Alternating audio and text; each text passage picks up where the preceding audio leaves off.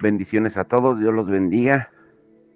Muy atentos en el estudio de hoy para terminar acerca de la doctrina del Espíritu Santo que nos ha llevado muchísimos meses y a partir de la próxima semana seguiremos estudiando acerca del Espíritu Santo, pero con un tema tan importante y ¿has pensado alguna vez en el poder de los nombres del Espíritu Santo?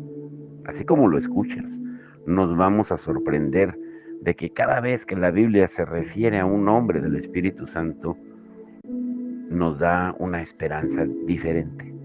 Pero ya ese será otro estudio. Por hoy vamos a terminar con algo tan controversial, los dones del Espíritu Santo. Y en nuestra consideración de la doctrina del Espíritu Santo, llegamos ahora a la cuestión de los dones espirituales nuevamente.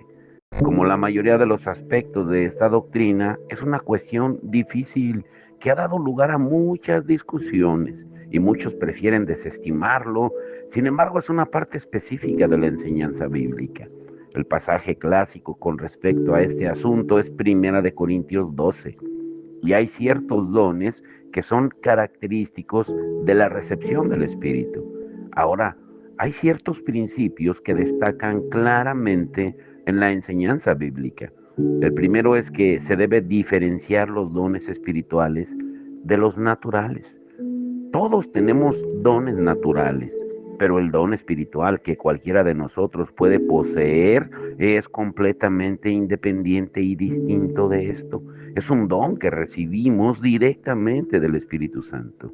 Y vayamos más allá para decir que ni tan siquiera significa una sublimación de un don natural. Algunas personas han caído en ese error porque han pensado que lo que verdaderamente significa un don espiritual es que el Espíritu Santo toma el don natural de una persona y lo sublima, lo hace más nítido para que así se convierta en un don espiritual.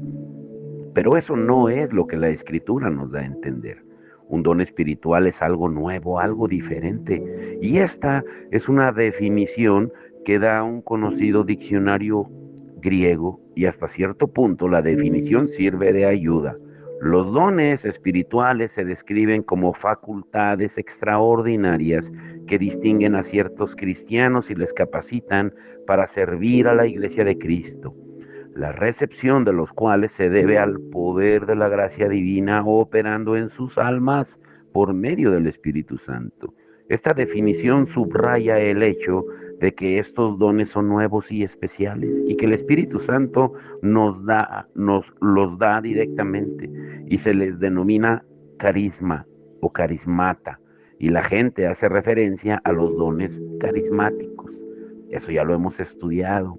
Luego el segundo principio, y uno muy importante, es que el Espíritu nos concede estos dones de manera soberana.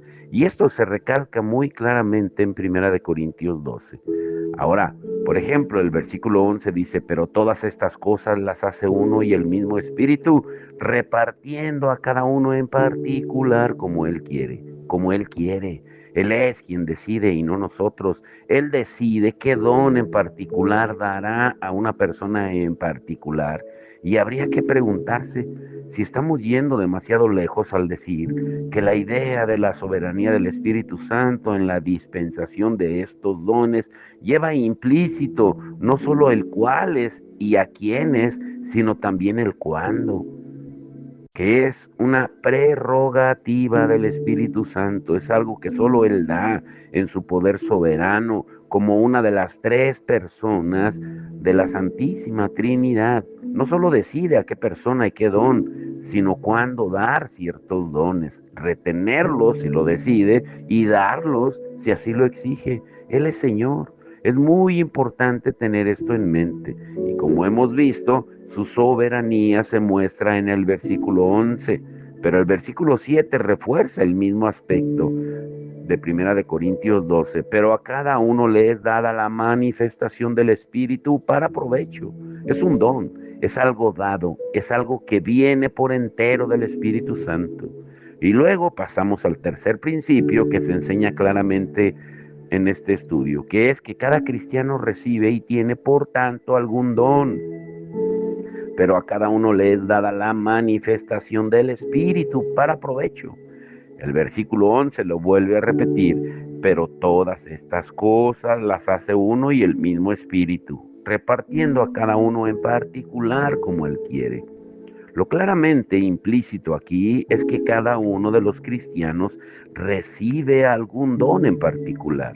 Y ciertamente parece que la antología utilizada en este capítulo por el apóstol Pablo con respecto a la naturaleza de la iglesia es una analogía perfecta de la anatomía humana. El cuerpo, por fuerza, lleva la idea de que cada uno de los miembros de la iglesia cristiana tiene una función especial. Y podemos advertir que Pablo dice más adelante que algunos son importantes, algunos menos importantes, algunos más decorosos, otros menos, pero dice que todos son necesarios para el cuerpo. Algunos parecen más débiles, pero son esenciales, y cada una de las partes, por muy pequeña o insignificante que pueda parecer, tiene su lugar y posición en el cuerpo, y el Espíritu Santo la capacita para que funcione, de manera que de esto podemos deducir que cada miembro verdadero del cuerpo de Cristo, cada cristiano verdadero que ha sido bautizado en el cuerpo de Cristo por este Espíritu, tiene algún don en particular. Luego, el cuarto principio que se enseña en Primera de Corintios 12, obviamente es que los dones son de distinto valor. El cuerpo no es un solo miembro, sino muchos en el versículo 14 y aún más explícitamente en el versículo 28, y aún nos puso Dios en la iglesia. Primeramente veamos esto: apóstoles, luego profetas, luego maestros, luego los que hacen milagros, después los que sanan, los que ayudan, los que administran, los que tienen don de lenguas. Y como acabamos de ver, Pablo compara las distintas partes en estas palabras, en los versículos 22 y 23. Antes bien, los miembros del cuerpo que parecen más débiles son los más necesarios, y aquellos del cuerpo que nos parecen menos dignos, a estos vestimos más dignamente, y los que en nosotros son menos decorosos se tratan con más decoro. Y Pablo pasa a decir en el versículo 24, Dios ordenó el cuerpo dando más abundante honor al que le faltaba. Aquí pues tenemos nuevamente una enseñanza específica de que los dones difieren en valor, pero si vamos al capítulo 14, encontraremos que Pablo lo dice aún más explícitamente en el versículo 5 de Segunda de Corintios, capítulo 14, verso 5. Quisiera, dice, que todos vosotros hablaseis en lenguas, pero más que profetizaran, porque mayor es el que profetiza que el que habla en lenguas, a no ser que las interprete para que la iglesia sea reedificada, reciba edificación. Y nuevamente, en la famosa afirmación de los versículos 18 y 19, dice, doy gracias a Dios que hablo en lenguas más que todos vosotros, pero en la iglesia prefiero hablar 5 palabras con mi entendimiento para enseñar también a otros que 10,000 palabras en lengua desconocida. Y advirtamos cómo más adelante recalca la posición en que ubica el don de lenguas en sus distintas enumeraciones. Y es obvio que lo hace intencionalmente. El quinto principio es que todo o cualquier don debe utilizarse siempre en amor. Ese es el gran mensaje del capítulo 13, cuando dice Pablo en Primera de Corintios 13:1, si yo hablase lenguas humanas y angelicales y no tengo amor, vengo a ser como metal que resuena o címbalo que retiñe. Pablo se preocupa mucho de recalcar que no importa cuál sea el don, debe utilizarse con amor, lo que sin duda nos permite decir que nunca debemos estimar o juzgar a una persona solo en términos de los dones que tiene. Estas dos cosas no tienen por qué ir paralelas. Un hombre o una mujer pueden tener un don destacado y sin embargo fallar en ciertos aspectos, de modo que no siempre se pueden equiparar ambas cosas. Ahora bien, en la escritura hay una enseñanza que dice que con el tiempo esas personas se verán privadas de su don, pero queda igual de claro que durante un tiempo su don será mucho más grande que su estado espiritual.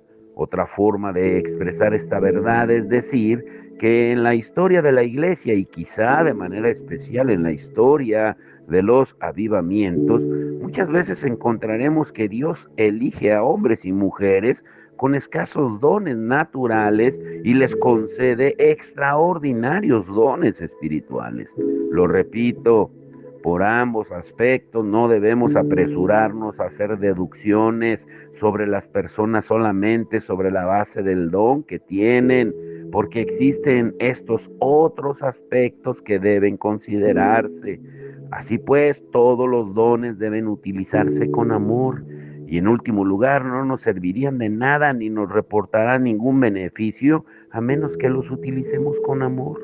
El don se puede utilizar tal como Dios podía utilizar a personas como el rey Ciro y otros en el Antiguo Testamento, pero no nos habla necesariamente del estado del alma. El último principio general es que hay quienes dicen que a menos que hayamos poseído o manifestado un don en particular, no hemos sido bautizados ni hemos conocido nunca la plenitud del Espíritu. Ahora, señalaría que cualquier lectura de estos capítulos de Primera de Corintios, desde el capítulo 12, 13 y 14, rechaza de plano cualquier enseñanza semejante. No se menciona ni un solo don ahí del que se nos diga que debe de estar presente. Más bien toda la idea es que cada persona tiene un don y otra tiene otro y nunca se sabe qué don tendrá cada persona. Pero no hay ningún don universal.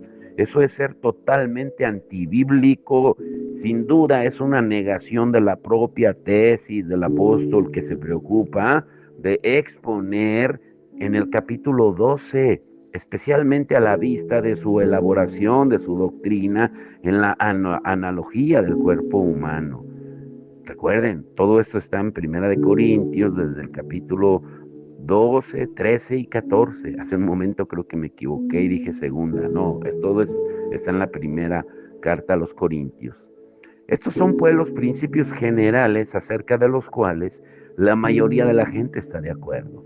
Pero existe otro problema que ciertamente resulta más controvertido y quizá especialmente en la actualidad. Y es la pregunta, estos dones y la totalidad de ellos son para la iglesia cristiana en todos los tiempos. ¿Qué es lo que tenemos en este capítulo? Tenemos una descripción de algo que era cierto tan solo de la iglesia primitiva o es igualmente cierto para la iglesia de hoy. ¿Eran estos dones transitorios o son permanentes? ¿Podemos aplicar cualquiera de estos principios a todos los dones o es preciso establecer subdivisiones? Ahora, muy atentos, porque estas son cuestiones muchas veces sujetas a debate y sabemos que hay eminencias, teólogos a ambos lados, como sucede invariablemente con estas cuestiones difíciles. Pero debemos señalar humildemente que en este mundo no podemos llegar a una conclusión definitiva con respecto a estas cuestiones. Así pues, aquí, como es el caso, frecuentemente debemos evitar el dogmatismo y debemos enfocar las escrituras con los menos prejuicios posibles al intentar considerar su enseñanza. Por otro lado, hay ciertas afirmaciones que sería bueno someter a consideración, pero antes que nada hay ciertas afirmaciones bíblicas que parecen arrojar luz sobre este problema. Por ejemplo, en Efesios 2:20, el apóstol Pablo habla de los cristianos como edificados sobre el fundamento de los apóstoles y profetas, siendo la principal piedra del ángulo Jesucristo mismo. El término, advirtamos, dice, es el fundamento de los apóstoles y profetas. Ahora bien, sin duda el término fundamento indica que es de una vez por todas. El fundamento se pone una sola vez y una sola, y luego se levanta el edificio sobre él. Por definición, un fundamento no es algo que se continúa, se pone y ahí se queda. Ese es el fin del fundamento. Los apóstoles y profetas, pues, son el fundamento, lo que sugiere que no volverá a repetirse, sino que fueron hombres especiales que se dieron en los orígenes de la iglesia cristiana. No resulta muy difícil llegar a esta conclusión si lo pensamos. Estos eran los hombres que tenían como función predicar, enseñar e instruir a los cristianos antes de la instauración del canon del Nuevo Testamento, antes de que se escribieran los evangelios y las epístolas. Pero muchas veces tendemos a olvidarlo. No recordamos que como poco hubo 20 años en los que los cristianos y los miembros de las iglesias cristianas no contaban con un Nuevo Testamento. Dependían de la enseñanza oral y de la instrucción de los apóstoles y profetas que estaban inspirados y tenían autoridad y hablaban sin error. Pero sin duda, una vez que llegaron los documentos, eso ya no era necesario. Teniendo el testimonio y la enseñanza de los apóstoles y profetas que tenemos en los escritos del Nuevo Testamento, tenemos el fundamento y ya no necesitamos nada más. Así pues, en ese sentido ya no hay necesidad de apóstoles y profetas. Y de hecho, es interesante observar que las personas de la iglesia primitiva no afirmaban ser apóstoles y profetas, sino que señalaban a los originales. Cuando la iglesia se propuso instruir el canon del Nuevo Testamento, la gran prueba que se aplicó siempre, como vimos al comienzo de estos estudios, era la autoría apostólica. Ahora, ¿se podía localizar el origen de un texto en un apóstol o en la influencia directa de un apóstol? Hebreos 2 es interesante en este aspecto. En los versículos 3 y 4 leemos: ¿cómo escaparemos nosotros si descuidamos una salvación tan grande, la cual, habiendo sido anunciada primeramente por el Señor, nos fue confirmada por los que oyeron, testificando Dios juntamente con ellos, con señales y prodigios diversos, milagros y repartimientos del Espíritu Santo según su voluntad? Sin duda, lo que está indicando es: estoy llamando su atención, viene a decir el autor, sobre esta gran salvación, y no deben rechazarla por ciertos motivos. Primero la habló nuestro Señor mismo y la confirmaron los que la oyeron, esto es, los apóstoles. Dios dio testimonio a través de ellos con señales y prodigios, dando a entender sin duda que estos dones y manifestaciones en particular se les concedieron para atestiguar su autoridad apostólica. Y una vez recibido eso, pues, y teniendo su enseñanza tal como la tenemos aquí, pues ya no hay necesidad de eso. Ahora bien, ese parece ser el argumento de Hebreos 2, 3, 4, pero hay algunos que hasta dirían que esto es lo que se enseña en Primera de Corintios 13, 8, donde leemos: el amor nunca deja de ser, pero las profecías se acabarán y cesarán las lenguas y la ciencia acabará. Algunos eruditos dicen que en Primera de Corintios Pablo estaba profetizando el fin de estas cosas, pero yo no creo eso, ni lo acepto. Creo que se está refiriendo a algo que va mucho más allá, a la gloria última, cuando veremos cara a cara, cuando solo quedará el amor y aún la fe y la esperanza desaparecerán de la vista. Pero existen otras afirmaciones bíblicas que indican que estos dones eran transitorios para la fundación de la iglesia, hablando en términos generales. Luego llegamos a un segundo punto que consiste en que es de suma importancia advertir lo que sucedió después de los días de los apóstoles. El hecho es que estos dones desaparecieron. Algunos lo discutirán, pero veremos que ese hecho es constatable. Si nos remontamos a las fuentes, queda claro que esos dones cesaron después de los días de los apóstoles. En cualquier caso, algunos dirán que esto se debe a que la iglesia se volvió menos espiritual y que el problema hoy en día es que la iglesia es tan poco espiritual que no se reciben dones y no se están manifestando. A lo que se puede dar una respuesta clara y obvia, que es la siguiente: estos dones los concede el Espíritu de manera soberana, independientemente de nosotros. Es su prerrogativa, Él lo hace, no tú ni yo. Pero existe un argumento más convincente aún. Si el argumento es que una baja espiritual implica una ausencia de dones y una elevada espiritualidad su presencia, ¿cómo podemos creer que llegará a haber don alguno en Corinto, que sin duda es una de las iglesias menos espirituales del Nuevo Testamento, porque había excesos, abusos? Ciertamente toda la iglesia se encontraba en un estado sumamente patético y sin embargo los dones se manifestaron ahí con fuerza. Creo que con esta carta es suficiente para demostrar que no debemos emplear semejante argumento. Más aún, tenemos el argumento de la historia y veremos que los avivamientos en general se produjeron en momentos en que la vida espiritual se encontraba en muy baja forma, cuando algunos de los santos casi habían renunciado a cualquier esperanza. Fue cuando descendió el poder. Ese es el motivo por qué las personas que creen que pueden preparar o construir un avivamiento son tan antibíblicas y poco históricas, porque Dios visita a la iglesia con el avivamiento y el despertar precisamente cuando todo parece ir en contra. Así pues, eso, por otro lado, es una consideración importante a la hora de llegar a alguna clase de conclusión con respecto a este asunto. Luego habría que añadir que este otro argumento, que es que si creemos que estos dones o la mayoría de ellos pertenecieron solo a la era apostólica, no significa por asomo que no hayan ocurrido milagros desde entonces. Simplemente significa que sustrae el don de milagros. Si decimos que se han sustraído el don de la curación, eso no significa que debamos decir que desde entonces no se ha curado a nadie como resultado de las oraciones de cristianos. Está claro que durante la historia de la iglesia han ocurrido y seguirán ocurriendo milagros.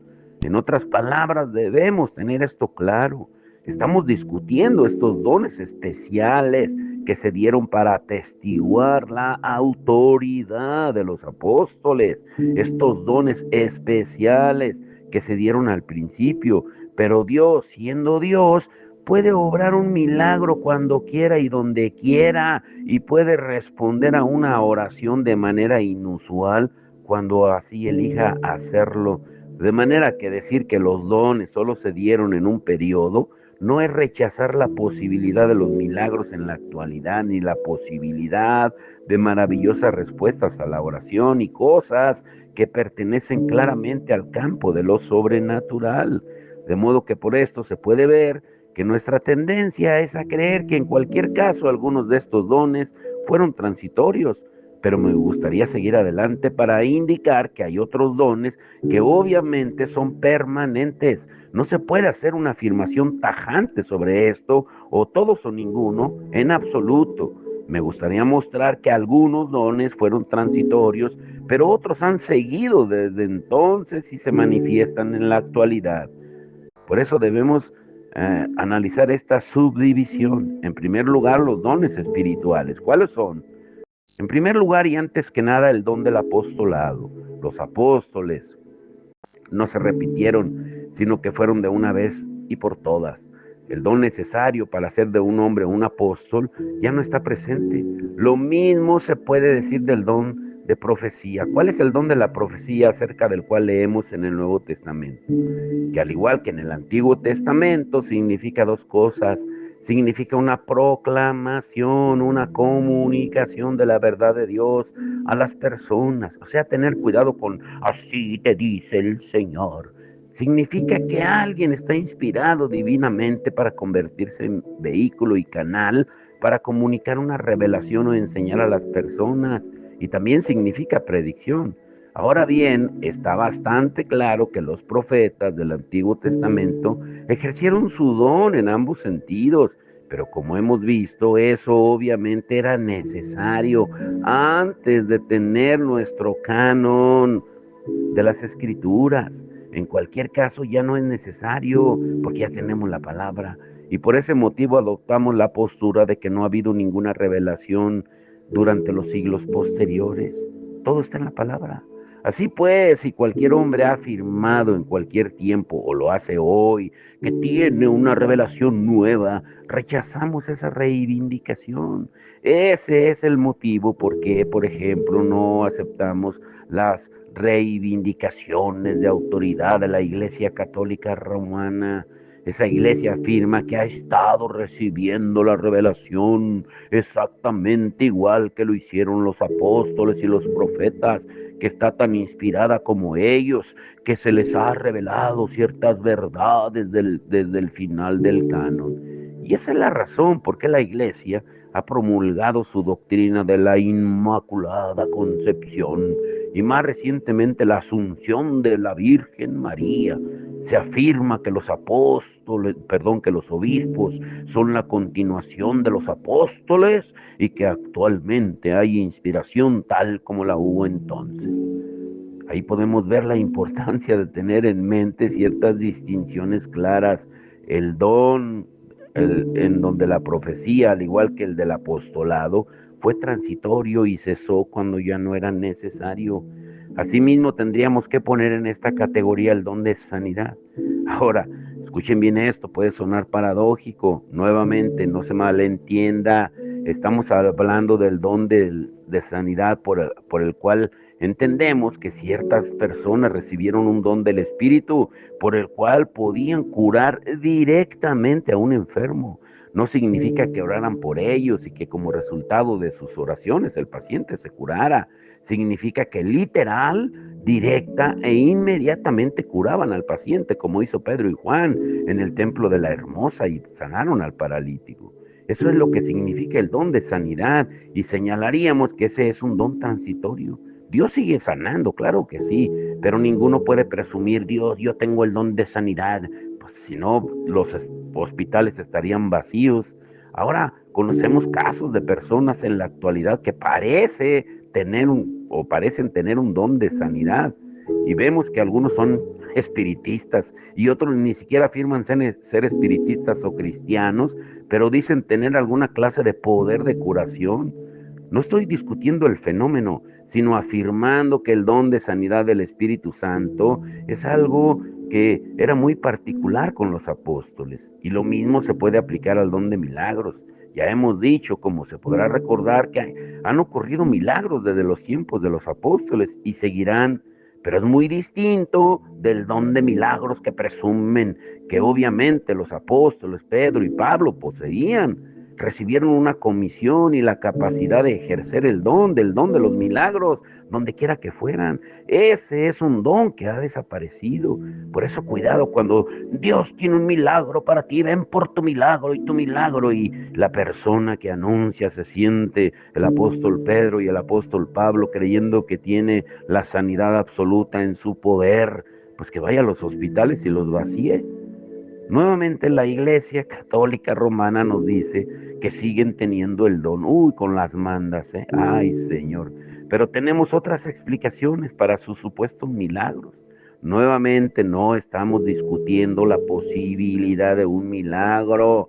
Simplemente estamos afirmando que el don de los milagros, de que alguien presumiera que lo tenía particularmente, terminó con los apóstoles. No que Dios nos siga sanando. Entiéndanlo bien.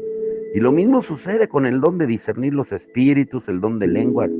Ahora, el don de lenguas muchas veces lleva a problemas y confusión. Se nos habla de este don de lenguas en los capítulos 2, 10 y 19 de Hechos, y luego se trata en Primera de Corintios 12, 13 y 14. La gran cuestión que se ha debatido durante siglos es la siguiente. ¿Se refieren a lo mismo los tres capítulos de Hechos que los tres capítulos de Primera de Corintios? Entendamos bien que hay una escuela de pensamiento que diferencia Hechos de Primera de Corintios. Hay quienes dicen que en el libro de Hechos los apóstoles y los demás estaban hablando literalmente en otras lenguas, no en griego o en arameo, sino quizá en latín o en otros dialectos o idiomas de las distintas gentes que se reunieron en Jerusalén en el día de Pentecostés. Si bien se dice que en Primera de Corintios Pablo está haciendo referencia a alguna clase de pronunciación extática que no es un lenguaje, sino una serie de sonidos y palabras pronunciadas, sin que la persona llena del Espíritu Santo los entienda. Es muy diferente. Pero nuevamente, en mi opinión, parece muy difícil aceptar esta idea porque creo que los términos empleados en Hechos y en Primera de Corintios son exactamente los mismos. Y se me antoja innecesario proponer dos significados distintos y uno solo vale para todos. Pero puede que diga alguien, se nos dice que en el día de Pentecostés todo el mundo oyó a los apóstoles hablar en su idioma. Y claro que sí, por supuesto, eso dice la palabra. Eso es parte del milagro que tuvo lugar. En otras palabras, señalaríamos que por medio del poder del Espíritu Santo, las personas que escuchaban recibieron la capacidad de oír en su propio idioma, aunque éste no se estuviera hablando. Ahora bien, entre las personas que había en Jerusalén en ese momento, se hablaban al menos 15 idiomas distintos en Hechos 2, y parece bastante increíble que si estos 15 idiomas estuvieran hablando simultáneamente, las personas que ahí se encontraban escuchando pudieran no solo diferenciar su propio idioma, sino seguir el discurso en estas condiciones.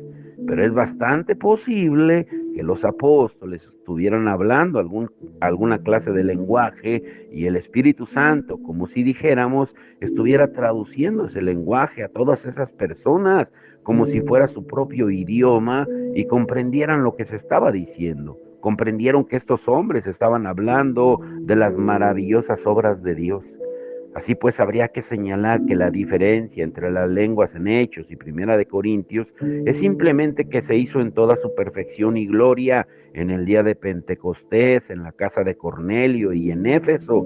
Sin embargo, en Corinto se dio la diferencia de que la persona que hablaba no sabía lo que estaba diciendo y la capacidad para comprenderlo no se comunicaba a los demás, salvo por la existencia de un intérprete ocasional. Y por supuesto que no se comunicaba a todo el mundo en Jerusalén, porque había algunos que pensaban que estas personas estaban ebrias, como podremos recordar. No todo el mundo recibía la capacidad de entender, pero en Corinto existían estos intérpretes que eran capaces de explicar el significado. Otro punto es que el don de lenguas no es para todos. El apóstol pregunta en Primera de Corintios 12:30, ¿hablan todos lenguas? Y la respuesta es por supuesto que no. No todos hablan lenguas, no todos tienen dones de sanidad, no todos interpretan. Y podremos advertir que Pablo siempre sitúa el don de lenguas en el último lugar de la lista. En el capítulo 14 se esfuerza en recalcar que todo debe hacerse decentemente y con orden, porque Dios no es autor de confusión, en los versículos 40 y 33. Así pues, si nos encontramos con personas que dicen hablar en lenguas o si hemos estado en alguna reunión donde se afirma tal cosa y si hay desorden y confusión, pues estamos acreditados para decir en los términos de la enseñanza bíblica que puede haber sido cualquier otra cosa, pero no el don de lenguas tal como se describe en la iglesia en Corinto. El apóstol siempre recalca el orden y el control que debe ejercerse. Esta es una cuestión difícil, pero si escuchamos constantemente las advertencias y avisos y la enseñanza de la Escritura, nos vamos a ahorrar muchos problemas. Ahora déjenme indicar la lista de dones permanentes en Primera de Corintios 12. La palabra de sabiduría, la palabra de conocimiento, la capacidad de enseñar, el don de ministrar y ayudar, el don de la administración y el gobierno, la capacidad que tienen los diáconos y ancianos, el don de la evangelización, el don del pastorado, el don de la exhortación y el don que se menciona en el versículo 9, que muchas veces es causa de confusión, el don de la fe, porque la gente muchas veces ha tropezado con eso. ¿Qué es lo que significa? La sencilla respuesta es que, como vimos ya previamente, el don de la fe que se menciona en Primera de Corintios 12 es obviamente la clase de don que recibieron personas como George Mueller o Hudson Taylor. Estos hombres encontraron un trabajo en el que confiaban solo en Dios para proveerles de finanzas y de todas sus necesidades materiales. George Mueller fundó hogares para niños huérfanos necesitados y Hudson Taylor fundó en la China las misiones, que ahora es la organización más grande de misiones. O sea, no es el don de creer en Cristo, porque todo cristiano lo tiene, mientras que no todos los cristianos tienen el don de la fe que se menciona en Primera de Corintios 12. Este don especial capacita a las personas para confiar en Dios de la forma en que esos hombres lo han hecho. Y Dios, por ese medio y a través de ellos, manifestaba su poder y su gloria. Luego, al llegar al final de nuestra consideración de la doctrina del Espíritu Santo en la Biblia, hay una cuestión que debemos tratar. Escuchen bien esto, aunque en realidad no es parte de la doctrina, es un asunto que preocupa a muchos. Es el gran problema de la denominada blasfemia contra el Espíritu Santo. Escuchen bien, con esto los quiero dejar, por eso me estoy alargando unos minutos más. ¿Qué es la blasfemia contra el Espíritu Santo? Por amor a ellos y para ayudarles, déjenme añadir esto. Encontramos esto en Mateo 12, 31 y 32 y en los lugares correspondientes de Marcos y Lucas 11. Fue Jesús quien lo dijo. Ahora bien, esta cuestión puede tratarse de forma muy sencilla. ¿Cuál es esta blasfemia o pecado contra el Espíritu Santo? Los cristianos suelen estar preocupados por esta cuestión y se sienten culpables por ellos. Y la respuesta es esta. Si esto nos preocupa, pues podemos estar completamente seguros de que no somos culpables de ello. Veámoslo tal como se describe en estos pasajes. Veámoslo en Hebreos 6, 4 al 6, Hebreos 10, 26, y veámoslo también en Primera de Juan 5, donde el apóstol Juan dice, hay pecado de muerte, por el cual yo no digo que se pida. O sea, estos pasajes significan que un hombre o una mujer pueden rechazar a Cristo y la gloria deliberadamente, quizá hasta atribuyendo al diablo o los poderes de Cristo a los demonios, tal como hicieron los fariseos cuando dijeron, este no echa fuera los demonios, sino por Belcebú, príncipe de los demonios, en Mateo 12:24. Entonces, las personas que son culpables de pecar contra el Espíritu Santo no solo no creen en Cristo, no quieren creer en Él, lo ridiculizan, se mofan de Él, le dan la espalda y lo desprecian. Así pues, si nos preocupa haber pecado contra el Espíritu Santo y queremos estar reconciliados con Dios y con Cristo y sentimos que hemos pecado rompiendo así la relación, si gemimos por estar fuera de la relación en lugar de dentro de ella, pues entonces no solamente no somos culpables de pecar contra el Espíritu Santo, sino que estamos lo más lejos de ello que una persona pueda estar. Estas otras personas están contentas, se regocijan de su rechazo en contra de Cristo, se glorían en ello, están orgullosas de sí mismas y de su rechazo. Pero nosotros somos exactamente lo opuesto. Nos provoca angustia y nos preocupa y diríamos cualquier cosa por conocerle y estar reconciliados con él. Por eso no escuchemos la mentira del diablo que está intentando deprimirnos y robarnos nuestro gozo. Plantémosle cara a cara y digamos, mi máximo deseo es conocer a Dios y estar reconciliado con Él. Es la prueba de que no he cometido una blasfemia contra el Espíritu Santo. Y si lo hacemos, puedo asegurar que encontramos la liberación definitiva, encontraremos la paz y el gozo del Señor y de la salvación que se nos restaurará. Y luego dirijámonos a Dios y démosle gracias por la misericordiosa obra de su Espíritu Santo que nos convence de justicia, de pecado y de juicio. Ahora, ¿qué veremos el domingo? la santidad para vencer al mundo, la carne y al diablo. Pero ¿qué pasos prácticos específicos debemos dar para hacerlo? Uy, estará muy hermosa la palabra. Vamos a orar y prepárense para la siguiente semana. Estará, muy hermoso. Será un refrigerio para nuestro espíritu. El poder de los nombres del Espíritu Santo estará hermoso. Padre, en el nombre de Jesús te damos gracias por tu amor, tu misericordia. Gracias por tu gracia infinita, Señor, que nos derramas cada día, por tus misericordias que son nuevas cada mañana, Señor. Señor, gracias por todos los que nos alimentamos de tu palabra, es tu maná diario que nos das para estar fortalecidos en el Espíritu. Hoy nos damos cuenta, Señor, de que tú tienes dones disponibles para cada uno de nosotros, pero quien los da es el Espíritu. No es como algunos charlatanes pasan por ahí diciendo, yo te voy a imponer para que recibas dones. Ellos no pueden dar nada, porque solamente viene del cielo, como decía Juan el Bautista. Todo viene de ti, Señor, y hoy te damos toda la gloria y la honra por enseñarnos que todos los dones vienen de ti. Gracias por este estudio hermoso que nos quita algunas dudas que teníamos, Señor, para darnos cuenta de que tú no cambias, que tú eres el mismo de ayer, de hoy y de siempre, y que no podemos agregar nada de lo que tú ya dejaste escrito, porque cualquiera que le añada o le quita tu palabra será culpable, dice tu palabra en Apocalipsis. Hoy te damos la gloria y la honra, Señor, y gracias por ese refrigerio, Señor, que nos estás dando con esas enseñanzas en Querétaro, Señor, donde hoy también durante el día las tendremos, Señor.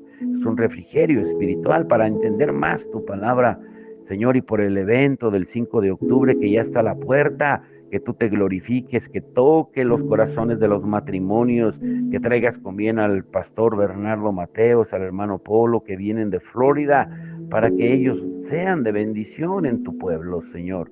Aquí en el estado de Guanajuato te damos toda la gloria, la honra y que tú te sigas manifestando en amor y gracia para con cada uno de nosotros. Y glorifícate en el servicio del domingo, Señor. Te lo rogamos que tú seas exaltado y que traigas con bien a todos aquellos, Señor, y que tú avives el fuego del don que se está apagando en algunos para estar congregados juntos en armonía, porque tú vienes por una iglesia, no por llaneros solitarios, no por mujeres solitarias, sino por una iglesia reunida sin mancha y sin arruga. Te damos todo el honor y la gloria en el nombre de Jesús. Amén y amén.